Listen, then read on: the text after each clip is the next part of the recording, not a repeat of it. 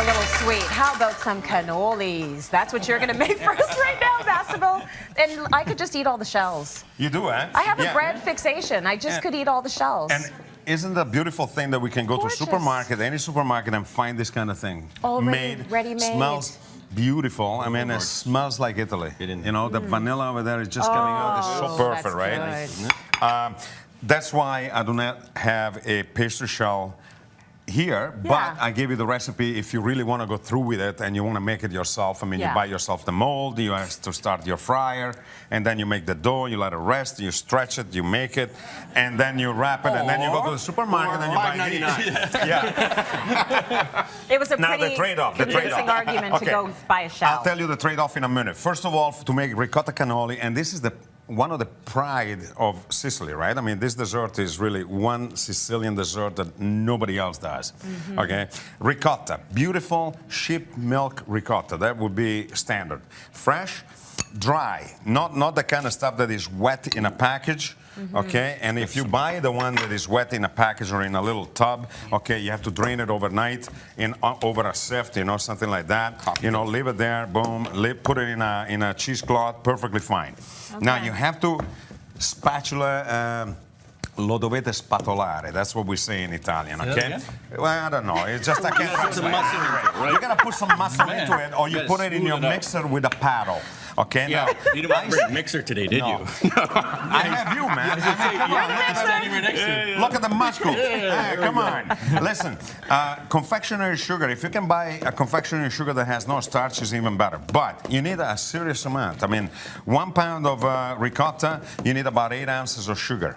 Oh, wow. Okay. So, and there you go. I put it on. I don't remember weighing this, actually, but anyway, it doesn't matter.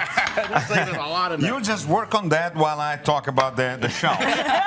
Just don't worry about it. Pass it on to him. Yeah, it's all right. You know, don't worry about it. Tag out. He doesn't do any of the cooking at home. He can do this one. There you go. Wow. So, in any case, once that you have the pastry shell, now if you buy the store-bought, my recommendation would be to fill them up a few hours before you actually serve them. You can actually, well, you cannot do them the day before because you would have to refrigerate them and then make them soggy. But you can do them in the morning, and you can actually leave it outside. With the amount of sugar and everything else, it's not gonna kill anybody. It never did in Italy, so I don't know why it would. In any case, the shell is a little bit firmer and harder and crispier than the one in the store. So, now, you know he's got one. perfect. You have, yeah, absolutely. Here you go. Nice. Now we add chocolate chips. Finally! Okay. Put it in. And my favorite first time is I've actually seen chocolate. Yeah, and my favorite. Today. And there are several different recipes. I mean, you don't have to follow this one, but I find that the combination is great. Candied orange peel, diced, and I'm gonna add it in just like that. Orange and okay. chocolate. It's to die for. Anyway, we'll let him play with that, but. I told you, once made it's done, so now he's got all of that prepped. Yeah, I just made him exercise. We don't need any of that. But it is smooth. It is. Okay. Absolutely.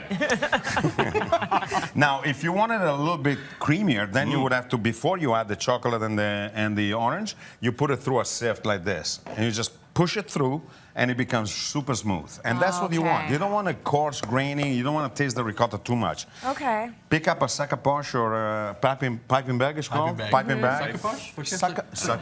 Sacapoche. That's what it's called. That makes sense. That's what it's called everywhere. Everywhere. Everywhere in my world, buddy. I want to see you in the kitchen. Go get me a sacapoche. Like, what are you talking about, man? My guys don't understand it here, but in Europe, everybody understands. You're gonna come back with a soccer ball or something, you know? What's a sacapoche? Okay, so now in Italy, they love the little cherries. You know, the red cherries? And they normally will put one at the end in each one. I like pistachios. I grind them up. I dip it in there. Put it on, just like that. A little bit of icing sugar. Stack them up. Because sugar is never enough. Look at that, cityline.ca for all of these amazing recipes. Guys, fantastic work today.